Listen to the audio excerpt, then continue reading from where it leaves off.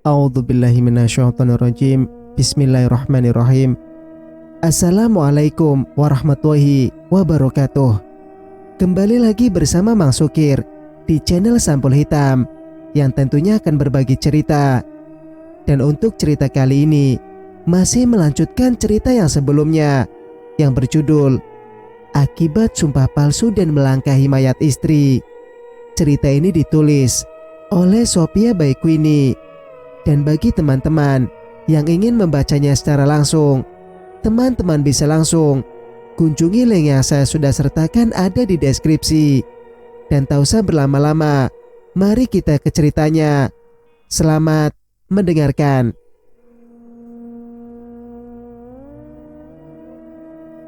Ayo bereskan, jangan banyak cakap. Aku tak punya banyak waktu sekarang, ujar Samila dengan dada dibusungkan. Apalagi ini? Samila berdiri tegak di hadapanku. Matanya tajam berkilat. Sepertinya dia kerasukan iblis. Wajahnya sama sekali tak menunjukkan rasa sedih karena kematian ibunya. Dasar anak tak tahu diri. Kami pun bersiap. Ira memandangku dengan tatapan pasrah. Dia tak bisa lagi menghindar. Lalu dengan perlahan, satu persatu kami melangkahi mayat Kanaya. Awalnya tidak terjadi apa-apa, tidak ada hal yang aneh. Tapi suasana seketika berubah riuh saat Ira ambruk begitu saja. Kekasihku itu jatuh pingsan setelah berhasil melangkahi mayat kakak kandungnya. Ira, suaraku tertahan. Karena aku ingat jika saat ini ada banyak pasang mata yang menyaksikan peristiwa ini. Aku pun segera memburu tubuh limbungnya. Sementara itu Salimah menyeringai penuh dendam dan kebencian saat menyaksikan bagaimana aku membopong tubuh Ira dengan penuh kepanikan dan kekhawatiran. Samar ku dengar papa mertuaku berkata, Ira, kasihan kamu nak. Satu-satunya orang yang menyayangimu layaknya seorang ibu telah pergi. Semoga kamu kuat menjalani takdir ini. Sudut pandang Samila. Jijik, mual, rasanya seperti mau muntah saat melihat Tante Ira meraung di samping mayat mama. Ingin ku jambak rambut panjang yang tertutup selendang hitam miliknya itu agar dia tahu rasa. Jika yang mama rasakan pasti berpuluh-puluh kali lipat lebih sakit. Mama dikhianati oleh adik yang dia besarkan dengan penuh kasih sayang. Tapi perempuan itu tak tahu balas budi. Dia justru menikam mama dari belakang. Apalagi saat dia merintih seolah benar-benar tengah berduka dalam. Benar-benar makhluk jahat tak punya hati. Aku yakin dalam hatinya kedua manusia laknat itu tengah merasa riang gembira luar biasa. Kini mereka sudah tak punya lagi penghalang untuk menyatukan cinta terlarangnya itu.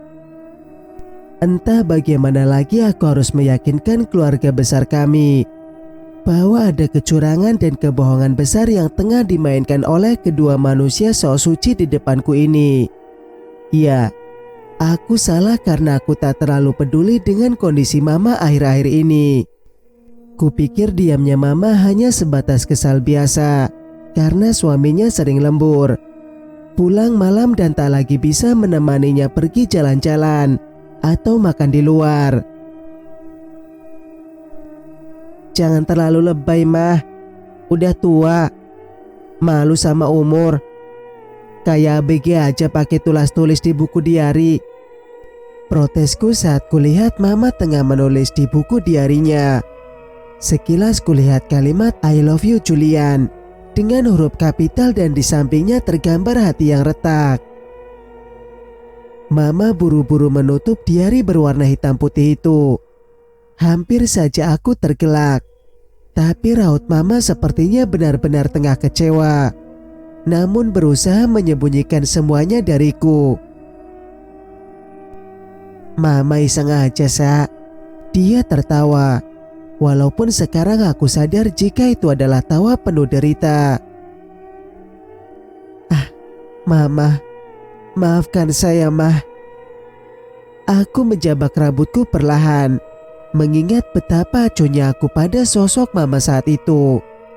Dan kini aku tahu penyebab duka panjang mama adalah mereka. Dua manusia yang harus mempertanggungjawabkan perbuatan jahatnya padaku, juga pada mama. Hampir saja aku meludah saat melihat manusia terkutuk itu berpegangan tangan dengan erat saat hendak melangkahi mayat mama, saling pandang penuh cinta. Cuy, menjijikan. Dan setelah itu dengan santainya mereka melewati mayat mama. Lalu si wanita pelakor itu tiba-tiba pingsan. Drama yang sempurna tante. Entah dia hanya pura-pura ataupun itu hal yang sebenarnya. Aku tak peduli lagi. Lalu tanpa malu-malu, ayah tiriku langsung menubruk tubuh adik bungsu mamaku dan menggendongnya ke kamar. Cuy, dasar muka tembok kalian berdua. Basi. Aku tahu itu hanya akting mereka saja, agar terlihat lebih sempurna dan terkesan natural. Tante Ira bersikap seolah begitu terpukul dan kehilangan mama, lalu merasa bersalah karena tega melangkahi mayat mama. Drama yang benar-benar membuat orang-orang makin kagum pada mereka. Tapi aku tidak akan tinggal diam begitu saja. Jangan kalian pikir ini sudah selesai. Ingat Julian, tunggu saja. Ini baru awal dari pembalasan dendamku pada kalian berdua. Kakak, kenapa Mama dibungkus kain putih? Apa Mama mau dibawa ke pasar? Bocah berumur 5 tahun berdiri di depanku dengan wajah bingung. Aku terkesiap. Saking fokusnya pada dua makhluk jahat itu, aku sampai melupakan adik lelakiku satu-satunya ini. Kurai tubuh mungilnya. Kudekap erat di dadaku. Bukan sayang, bukan. Mama lagi istirahat, jadi jangan diganggu ya. Biar Mama tenang, bujuku. Jafir menatapku. Matanya basah, pipi gembilnya memerah. Rautnya yang mirip dengan ayah tiriku memang kadang membuatku risih. Tapi mama selalu mendekatkan kami, hingga akhirnya aku benar-benar menjadi sayang padanya. Sini sayang, tenang ya. Ada kakak Sah, kita pasti bisa melalui semuanya. Pasti sayang. Aku memeluknya kembali dengan erat. Sekian waktu aku menahan tangis. Kini di hadapan bocah itu kuluapkan semuanya. Kesedihan, kekecewaan dan kemarahan yang kupendam sendiri. Aku mau Mama, Kak. Aku mau Mama, rintihnya pilu, dan Jafir ikut menangis bersamaku.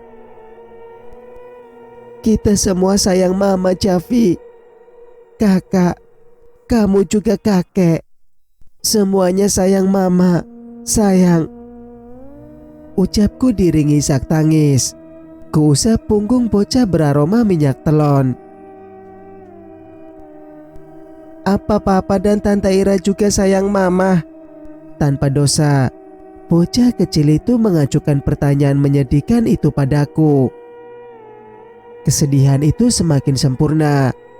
Bagaimana aku menjawabnya? Papa dan Tante juga sama. Semua sayang Mama kita. Karena Mama kita orang baik. Suaraku mulai parau. Kerongkonganku kering hingga merasa sulit bicara. Tuhan juga sayang sama Mama ya Kak. Makanya Mama dipanggil Tuhan cepat-cepat, biar segera masuk surga, ujarnya. Aku terperangah mendengarnya. Siapa yang bilang Mama dipanggil Tuhan sayang? Mbak Mir. Tadi nangis. Katanya Tuhan sayang sama Mama. Makanya Mama dipanggil cepat oleh Tuhan. Jawabnya. Iya sayang, karena Mama kita orang baik.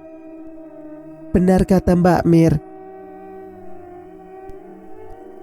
Kalau begitu, aku mau jadi orang baik kakak. Biar dipanggil Tuhan juga. Aku mau cepat ke surga. Mau ketemu Mama. Jafir kembali memelukku erat. Tangis kami pecah kembali. Jafir, aku menyayanginya seperti adik kandungku. Walau kini aku teramat membenci ayahnya. Kami tenggelam dalam kepiluan yang sulit diungkapkan dengan kata-kata. Hanya dunia yang merasa begitu gelap, sesak hingga membuatku kesusahan bernafas. Mama, pada siapa sekarang kucurahkan semua kegelisahan hidup ini? Pintu kamar diketuk.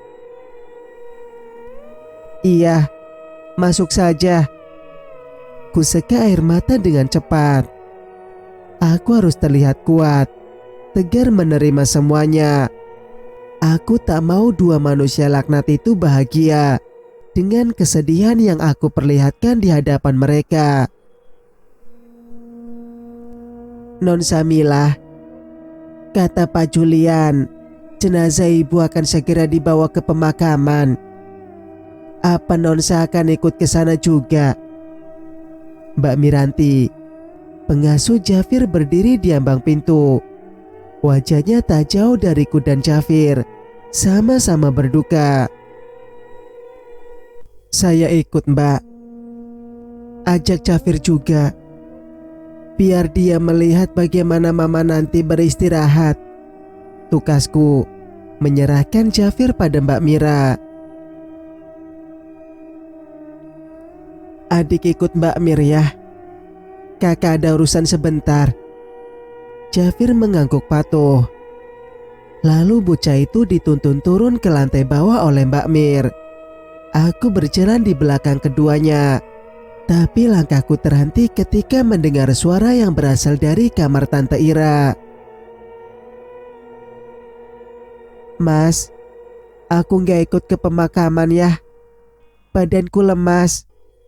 Terdengar suara perempuan gatal itu merajuk manja.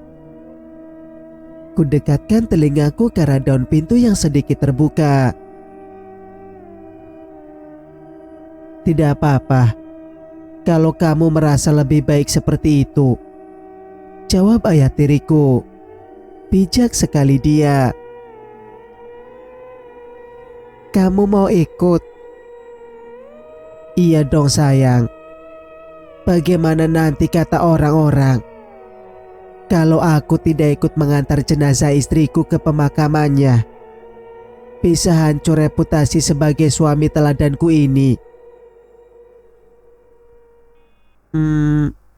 Tapi aku mau kamu di sini nemenin aku. Soalnya aku takut banget, Mas. Shh. Nanti malam aku temani kamu tidur. Sekarang istirahat saja ya. Kembali terdengar Julian berkata. Kanaya sudah mati saja. Aku masih jadi orang kedua. Ira merajuk kembali. Nanti ada saatnya sayang. Kau jadi ratu di rumah ini. Sementara kita harus jaga jarak agar keluarga dan pihak notaris tak mencurigai kita. Jangan sampai mereka termakan omongan Samilah lalu meragukan kesetiaanku pada Kanaya. Bahaya itu sayang. Tapi kapan? Aku sudah tak sabar lagi. Aku tak peduli dengan semua harta ini. Aku hanya ingin bisa ada di sisi kamu, Mas. Secepatnya sayang. Secepatnya. Aku akan atur semuanya. Pokoknya kamu tenang saja. Semua sudah matang dalam rencanaku. Oke. Yang penting kamu sabar. Nanti akan tiba waktunya kita akan bercinta di rumah ini, tanpa takut ada orang yang berani mengganggunya. Aku tak sabar menunggunya, Mas. Aku... Lalu terdengar suara kecupan manja dari mulut Tante Ira. Sepertinya dua makhluk itu tengah berciuman. Kurang ajar sekali dua manusia itu. Mereka bermesraan bahkan di saat jenazah Mama masih ada di rumah ini. Ya Tuhan, segera turunkan azab pedihmu pada keduanya. Batinku perih, dadaku sesak, serasa ada puluhan bongkahan batu yang menerjangnya. Sakit sekali. Kuremas kembali sapu tangan hitam di tanganku. Mama, sekarang Mama bisa melihatkan betapa busuknya adik dan suaminya itu. Segera kutinggalkan tempat itu sebelum emosiku memuncak dan melabrak dua manusia laknat yang berada di dalamnya. Aku harus menemukan bukti-bukti kuat dulu untuk membuat orang-orang percaya jika kedua manusia itu memakai topeng kebenaran untuk menutupi keburukannya. Sebelum naik ke mobil, terlebih dahulu aku memberikan instruksi pada Biwarsi agar dia menjalankan apa yang aku perintahkan padanya hari ini. Jangan lupa ya Bi, aku mengedipkan mata. Siap Non. Tenang saja, pasti beres. Perempuan setengah baya itu mengangguk cepat. Tak lupa dia mengacungkan jempolnya. Di pemakaman, angin bertiup cukup kencang, menerbangkan daun-daun kering yang berguguran satu persatu. Langit semakin kelam. Matahari meredup seolah tahu bagaimana keadaan hatiku sekarang. Rabbana atina fid dunya hasanah wa fil akhirati hasanah wa qina adzabannar. Amin amin ya rabbal alamin. Seorang pria berkopiah putih menutup doa. Hadirin mengusap wajahnya sambil berucap amin berbarengan.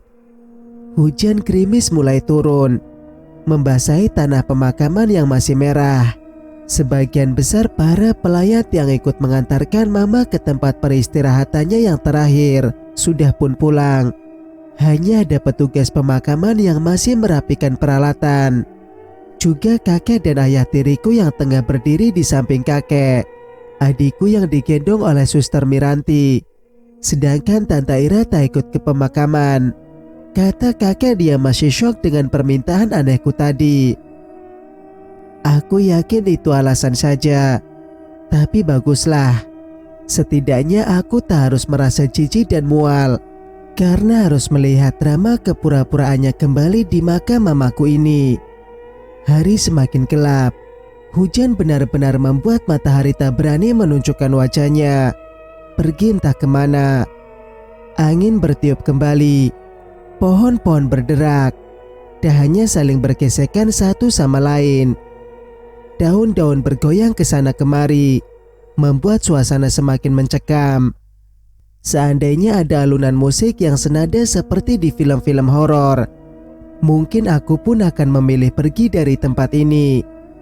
Karena mau tak mau bulu kuduku berdiri secara perlahan melihat situasi yang seperti ini. Srek. Suara-suara itu terdengar bergantian. Tiba-tiba tercium bau bunga melati yang begitu menyengat menusuk hidung. Suasana semakin menegang. Bau bunga melati ya? Padahal bunga yang ditabur di atas makam sama sekali tak ada melatinya. Ujar salah seorang petugas pemakaman dengan suara agak keras. Kami menoleh padanya. Iya, baunya menusuk hidung. Pertanda ada makhluk beda alam hadir di sini. Mudah-mudahan saja bukan makhluk jahat. Jawab rekannya. Pastinya arwah bukan ayah. Sepertinya dia belum ikhlas meninggalkan dunia ini. Mungkin kepikiran anak-anak dan suaminya. timpal salah seorang yang hadir di pemakaman. Aku tak bergeming. Kuusap batu nisan yang baru ditancapkan. Bertuliskan Kanaya Larasati binti Tubagus Hairul Imam. Serta tanggal lahir dan tanggal kematian mama semuanya jelas tertera di sana. Kasihan bukan ayah. Semoga arwahnya tenang di alam sana. Urusan anak-anak dan suami itu urusan duniawi. Kita doakan saja almarhumah husnul khotimah, Mas. Ujar seseorang terdengar bijak. Amin. Yang lain menimpali. Walaupun mereka berkata pelan, namun telingaku bisa mendengarnya. Kulihat ayah tiriku mengerutkan dahi. Jari telunjuknya mengusap ujung hidung berkali-kali. Dan itu tandanya dia tengah tegang. Aku tahu betul. 13 tahun hidup bersamanya. Mau tak mau aku bisa mengenal pria itu luar dalam. Biarpun kali ini aku tak menyangka dia akan setega itu pada mama. Semoga arwah almarhumah diterima di sisi Allah. Konon katanya manusia yang masih punya beban di dunia tak benar-benar mati. Arwah mereka sering gentayangan untuk menyelesaikan masalah yang masih membebani kepergian mereka. Lagi-lagi pria memakai pakaian seragam berkata, sepertinya dia juga adalah petugas pemakaman yang diberi wewenang untuk mengurus makam mamaku. Ayah tiriku nampak tak tenang dengan perkataan orang-orang tersebut. Sekali-kali dia menoleh ke bagian belakang ke arah pohon kamboja besar yang ada di belakang kami. Nampak daun dan bunga-bunga kamboja itu berguguran bertiup angin. Wajah pria berhidung bangir itu pun pucat pasi. Ayo kita pulang, Pak. Kasihan Jafir bisa demam dia kalau kehujanan begini. Ujarnya pada kakek. Dia melirik ke arah Mbak Miranti yang tengah menggendong adikku. Papa bicara dulu pada Salimah. Sepertinya dia masih enggan pulang. Kasihan anak itu. Bisik kakek padanya. Kakek pun mendekat padaku. Sah, ayo kita pulang, nak. Sudah sore. Lagi pula hujan akan semakin deras. Nanti kamu sakit. Kakek mengusap bahuku. Kakek duluan saja. Sama masih ingin di sini menemani mama. Kasihan mama, kek. Orang yang dia cintai malah buru-buru ingin pergi dari makam ini. Padahal kalau dia yang mati, aku yakin mama pasti akan meratapinya selama bertahun-tahun. Miris sekali. Tukasku sengaja menyindir ayah tiriku yang sepertinya sudah sangat ingin segera meninggalkan area pemakaman ini. Dia hanya menatapku kesal ketika mendengar apa yang barusan ku katakan. Baiklah kalau begitu. Biar Miranti dan Hasan yang menemanimu. Kakek dan papamu pulang dulu ya, nak. Kakek menepuk pundakku lalu berlalu. Diikuti oleh ayah tiriku yang menggendong Jafir. Sekilas ku tatap kepergian pria muda yang entah apa sebabnya bisa hadir dalam keluarga kami. Yang entah apa sebabnya bisa hadir dalam keluarga kami. Dan akhirnya menimbulkan derita panjang untukku. Setelah kakek dan ayah tiriku pergi, seorang petugas pemakaman itu mendekat. Dia memberikan tali dan sebuah botol kecil. Ini, Non. Tali ini ada di bagian kaki jenazah Ibu Kanaya.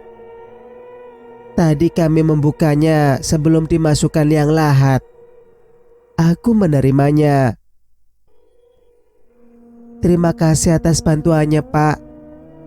Mudah-mudahan semua amal baik bapak-bapak dibalas setimpal oleh Allah. Mereka mengangguk, tersenyum ramah padaku. Kumasukkan botol minyak wangi yang bertuliskan aroma melati itu ke saku celana jeans hitamku. Aku harus memikirkan rencana selanjutnya untuk membuat dua manusia jahat yang kini ada di rumahku itu kapok. Sudut pandang Julian. Setelah tiba di rumah, aku langsung menuju kamar Ira.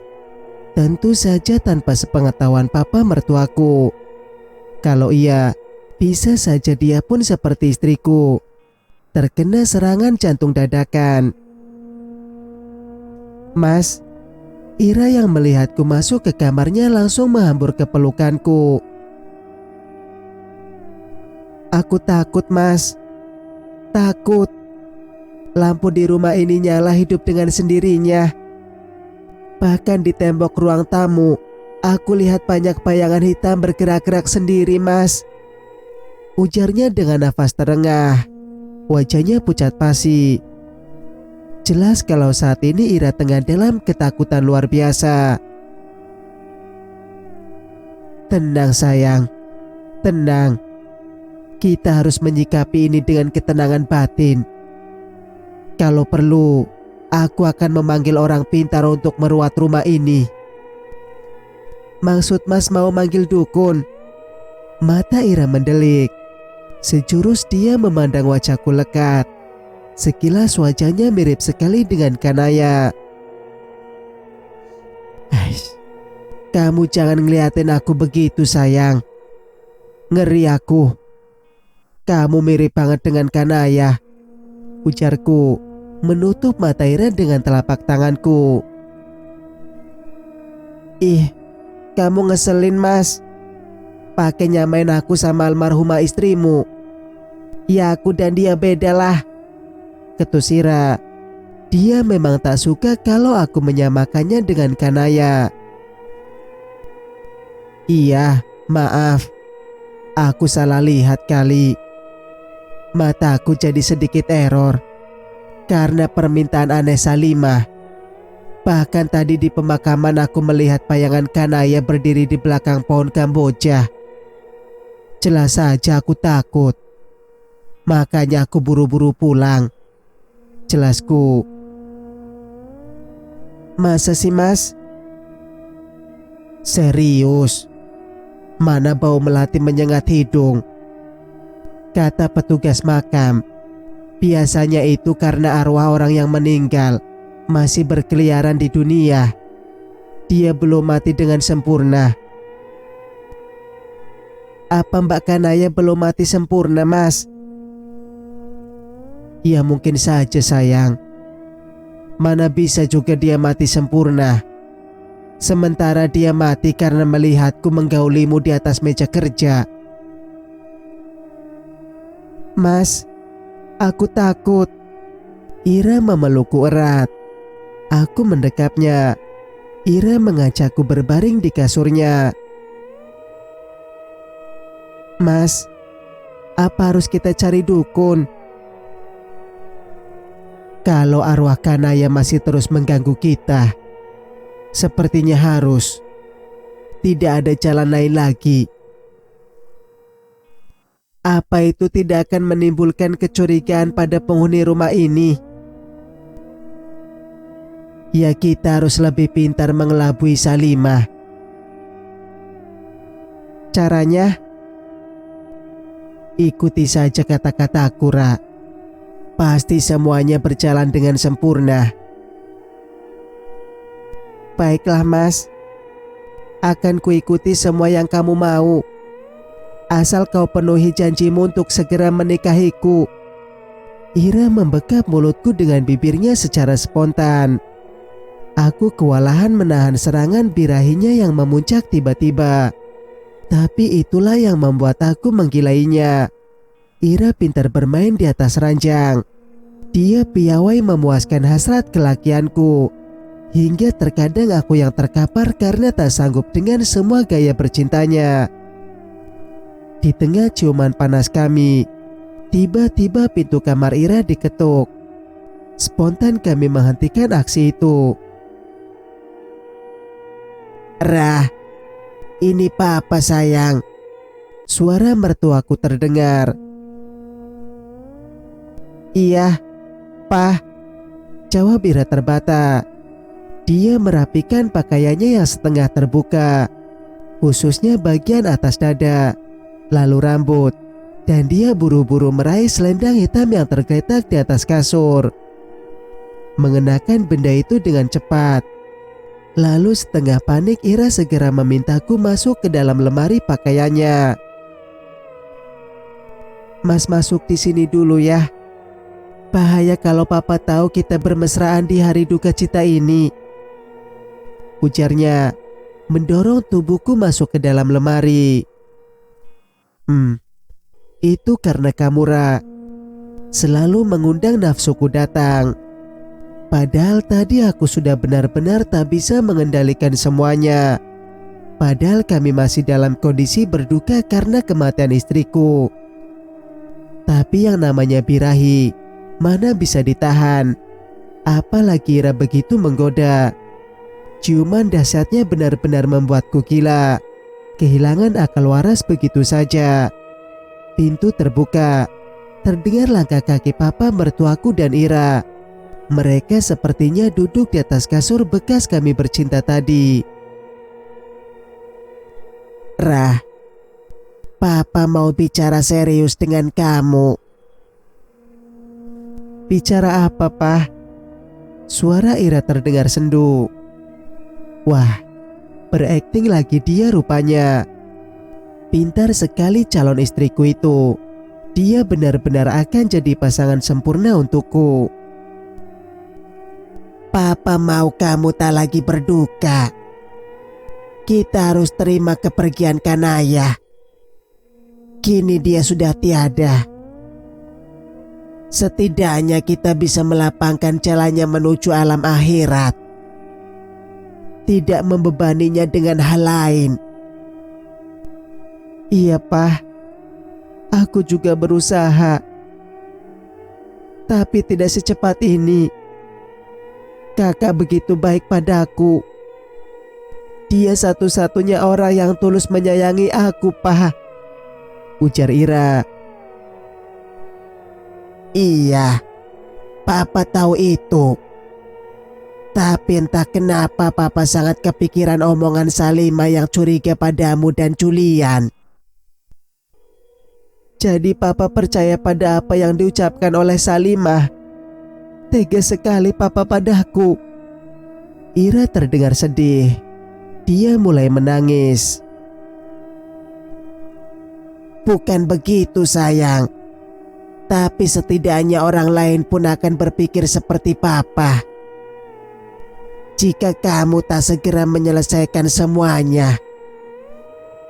Apakah sumpah yang tadi kami lakukan belum cukup jadi bukti, Pak? Ira makin terseduh pilu.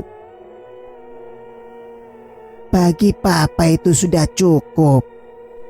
Tapi entah bagi Salima dan yang lainnya. Lalu aku harus bagaimana, Pak? Biar kalian bisa percaya. Menikahlah, sayang. Papa akan segera mencarikan calon suami untukmu. Tapi, Pak, Ira terdengar sangat kaget mendengar apa yang papanya katakan. Begitupun denganku. Bagaimana bisa aku membiarkan orang lain memiliki Ira? Setelah begitu banyak hal yang aku korbankan untuk cinta dan hubungan terlarang kami ini. Tidak ada tapi-tapian. Secepatnya Papa akan mencarikan pasangan untuk kamu. Kecuali kamu punya calon pasangan sendiri. Pak, dengarkan dulu. Aku masih tak ingin menikah, Pak. Aku mohon, ratap Ira. Hanya itu jalan satu-satunya agar semua ini bisa kembali seperti dulu. Papa harap kamu mengerti, Ra. Lalu terdengar langkah Papa mertuaku meninggalkan kamar Ira. Aku terpaku diam di tempat, tak tahu apa yang harus kulakukan. Dengan gusar Ira menarikku keluar dari lemari dengan wajah pias. kamu dengarkan apa yang papa katakan tadi? Iya, aku dengar. Tapi jangan tarik kayak tadi, Ra. Sakit tahu. Aku mengusap pergelangan tangan yang memerah karena tadi Ira menariknya dengan keras. Ya maaf mas, itu karena aku kaget. Tiba-tiba saja papa berkeinginan menikahkan aku. Gimana aku gak shock coba? Iya, mas paham. Aku melunak, melihatnya yang terlihat tidak baik-baik saja. Aku harus bagaimana sekarang mas? Apa aku harus nurutin maunya papa? Nikah dengan orang lain? Kalau begitu sia-sia dong apa yang sudah kita lakukan, seru Ira kesal. Mana bisa ku biarkan kau menikah dengan orang lain? Aku sudah mengkhianati Kanaya. Percuma juga kalau kamu akhirnya jadi milik orang lain, tukasku. Tapi gimana sekarang? Kamu dengar sendiri kan tadi gimana papa bicara? Shh. Sudah tenang saja. Kamu tidak usah panik. Aku sudah dapat idenya. Sekarang aku keluar dulu. Mau lihat Jafir. Kasihan anakku, dia pasti sekarang tengah merindukan Kanaya, ujarku datar. Jafir atau papanya yang rindu mamanya? Ira cemberut. Kamu ini, jangan gitulah. Masa lagi dia hidup saja aku tak pernah merindukannya. Apalagi saat dia sudah jadi bangkai gini. Gila aja kalau aku harus rindu sama dia. Tugasku cepat agar Ira tak cemberut lagi. Kupikir begitu mas. Biasanya kan kamu selalu ingin berlama-lama denganku.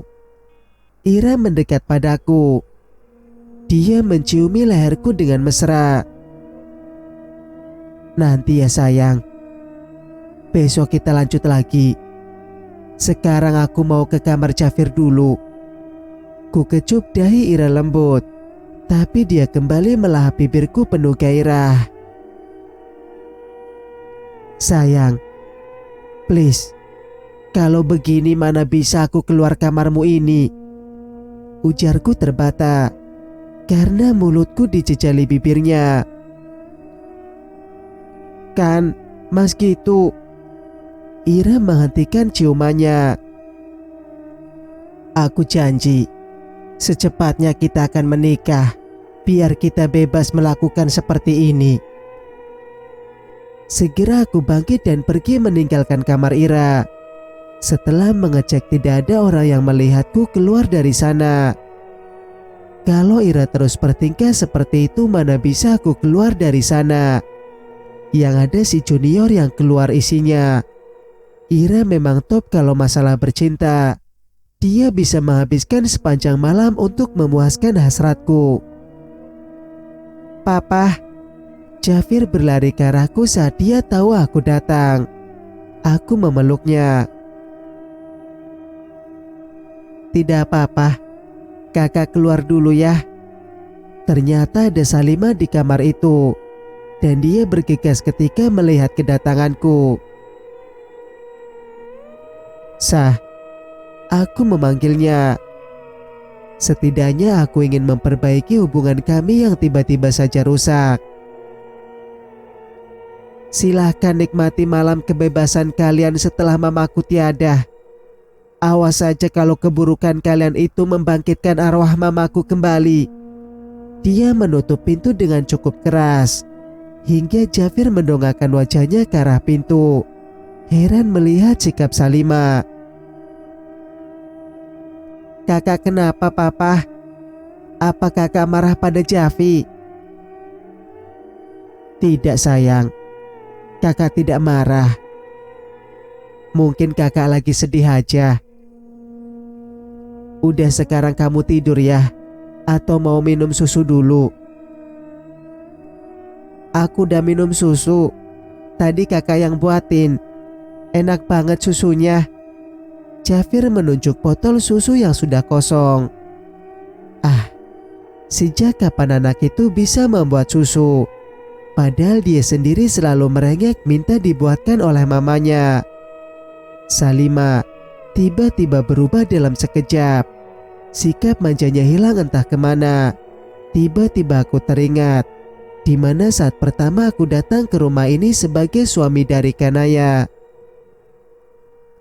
Om Juli. Bibir mungil Samila memanggil namaku. Panggil papa sayang. Sekarang dia papamu, ujar Kanaya. Papa. Mata bulat Salimah menatapku lekat. Aku mengangguk. Untuk pertama kalinya kami berpelukan. Dia mencium pipiku kanan kiri sambil berkata, Papa, Papa Julian. Dengan nada yang masih kurang jelas. Kenapa bayangan masa lalu itu tergambar jelas di mataku? Papa, ayo coba baca bukunya. Aku mau cerita kancil. Suara Jafir membuyarkan lamunanku tentang Salimah. Anak itu menyodorkan 2 buah buku cerita padaku. Aku pun membaca 2 buah buku cerita anak bergambar binatang. Buku ini biasa dibacakan Kanaya saat Jafir hendak tidur. Istriku memang tidak memperkenankan Jafir mengenal smartphone. Hanya buku-buku saja.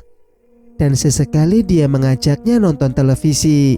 Itu pun channel kartun yang sudah diprogram di sebuah televisi berbayar. Syukurlah, Jafir tertidur juga. Dan hampir saja aku pun ikut tertidur di kamarnya. Setelah kurasa dia cukup lelap, kuselimuti tubuhnya. Kucium dahi bocah itu. Lampu kamar pun segera kumatikan.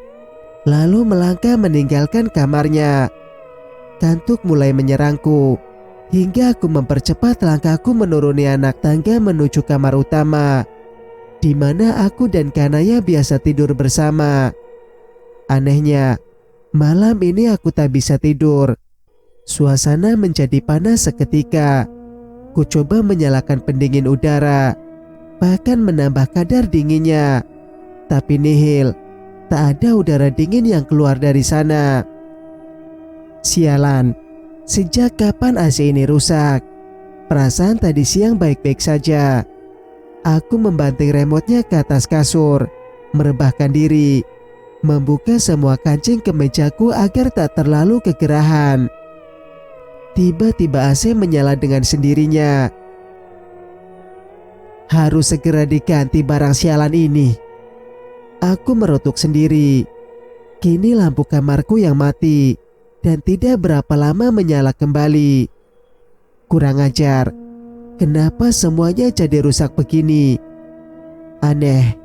Kenapa semua barang di kamarku rusak secara bersamaan seperti ini? Belum sempat aku memaki, pintu kamarku terbuka. Ira masuk tergopoh-gopoh. Mau apa lagi dia datang ke kamarku?